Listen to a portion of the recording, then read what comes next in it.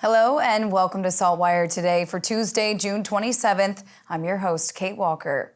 The province is taking steps to help long-term care in Nova Scotia by offering a free practical nursing diploma for continuing care assistants. It was announced today the pilot CCA Practical Nursing Bridging Program will support 25 currently certified CCAs who have worked in a nursing home or care agency for at least 2 years in becoming licensed practical nurses. The idea is to reduce the financial barriers for those wanting to become LPNs, a career that typically pays better than a CCA. The program is 2.5 years long and it will start in January. Classes are online with in-person labs at Nova Scotia's Community College's Truro campus. Students will be required to sign a return of service agreement committing to work full-time in continuing care in Nova Scotia for a minimum of 2 years after graduation.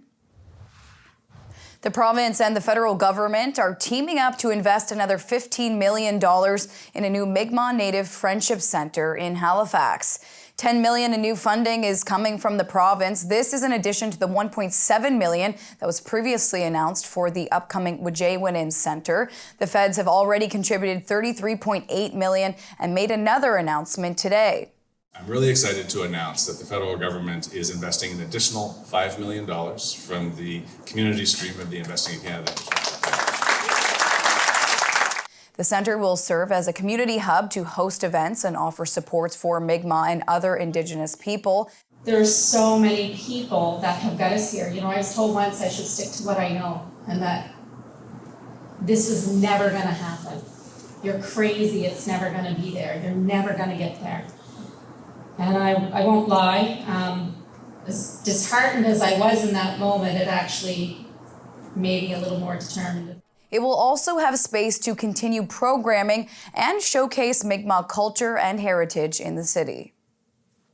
The Scotiabank Centre has announced it will be using Ticketmaster as their exclusive ticketing provider for future events. The venue announced today that the transition will take place over the coming weeks. Customers who have tickets for upcoming events will be contacted directly if the changes affect them. Ticketmaster, the world's largest ticketing platform, has come under heavy scrutiny in recent months for allegedly allowing scalpers, sometimes using automatic bots, to purchase large numbers of tickets and resell them for higher prices. There's been mixed reaction to the decision. Prior to the exclusive deal, the Scotiabank Centre used a variety of ticketing platforms, including Ticket Atlantic and Live Nation. There's currently no set date for the Scotiabank Centre's transition to Ticketmaster. Well, whether it's cuddling, petting, or talking, what do cats and humans like best? A 15-year-old Dartmouth teen conducted a research study to find out, and the answers might surprise you. SaltWire's Jen Taplin has that story. While socializing with shelter cats during her volunteer hours at the SPCA, 15-year-old Gemma McKinnon got to thinking about what cats responded to best. So she set up a research study, of course. My research was on co-regulation between cats and humans. And to study the cats, I created 3 groups. One where I would talk with the cats, leaving them in their kennels and talk to them in a calm, reinforcing manner. Sometimes, and then in the petting group, they would remain in their cages as well, and I would give them just some gentle pats just on their head and on their neck and back. And in the cuddling group, I would pick the cats up and hold them in my arms like this and practice mindful breathing. Before and after each interaction, she would record the heartbeat of both the cats and herself to figure out which method, petting, cuddling, or talking, worked best for the cats and herself as a test subject. After all research and data was collected, it was discovered that cat heart rates would lower the most when they were in their cages and would be just gently petted, and that human heart rates would lower most significantly when they would pick the cats up and hold them in their arms. This means that cats prefer and enjoy the most benefit, get the most benefit from remaining in their cages, and this also is beneficial to the human nervous system and calms their emotions down as well. The data she collected will be a big help for staff, volunteers at the SPCA, and vet assistant students learning about cat behaviour. I was very impressed by her work. I was just It was really nice to be able to see, we know about the importance of the human-animal bond, but to have something scientifically proven, I'm definitely about that, and I just really love that we can help teach people how to interact with cats more appropriately and in the way that they enjoy more as well. There is training for volunteers at the SPCA, and McKinnon's work will be a part of that. We don't, unfortunately, have a whole lot of research and studies on cat behavior like we do dog behavior, so this was pretty amazing to have some tangible evidence. McKinnon said she wants to expand her research to house cats. In Dartmouth, I'm Jen Taplin for SaltWire. A vision has come to life with the opening of the Upper Clements trails. The County of Annapolis contributed $22,000 and the Annapolis Basin Outdoor Adventure Society built the 7.7 kilometers of trails. It will be used by people hiking, mountain biking, trail running, snowshoeing, cross-country skiing, and fat mountain biking. SaltWire's Jason Malloy has the details. The new Upper Clements trails were officially opened June 24th. The municipality of the County of Annapolis worked with the nonprofit Annapolis Basin Outdoor Adventure Society to build the trails, which will be able to be used in a variety of non-motorized ways. Oh, it's fabulous. This is a great facility. I bring my dogs up here. I go cross-country running up here, mountain biking, of course. I think for Annapolis County, awesome. An estimated 120 people turned out for the grand opening ceremony and to be among the first hikers and riders of the new trail system. There are 9 new trails covering 7.7 kilometers.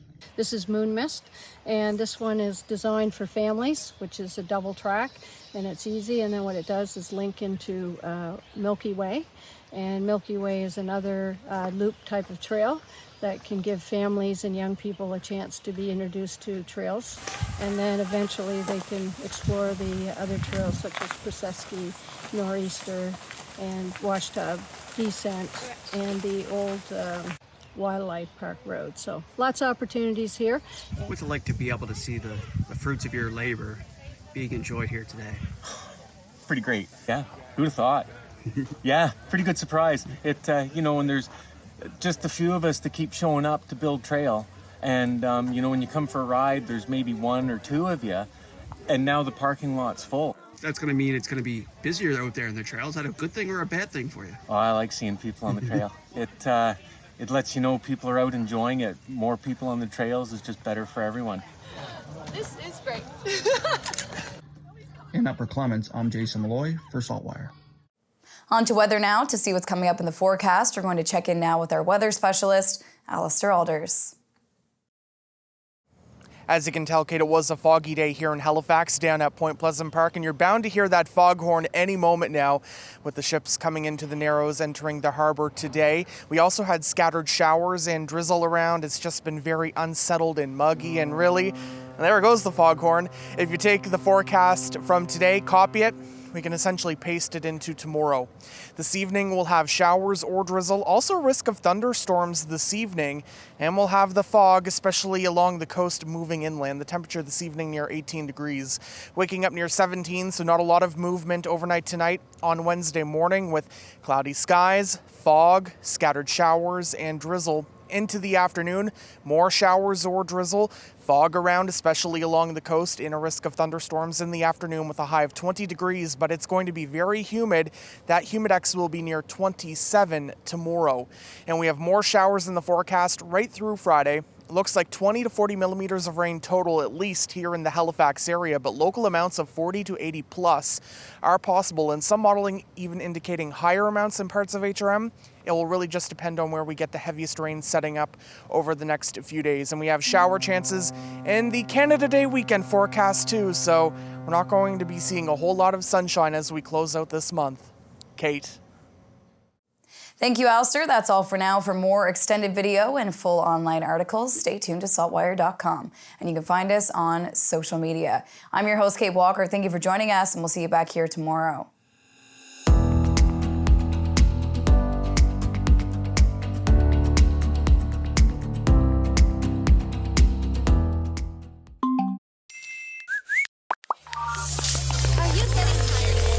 Turn off the noise. Tune in to What Matters. What matters is information you can trust. What matters is the news you can use to make life's big decisions.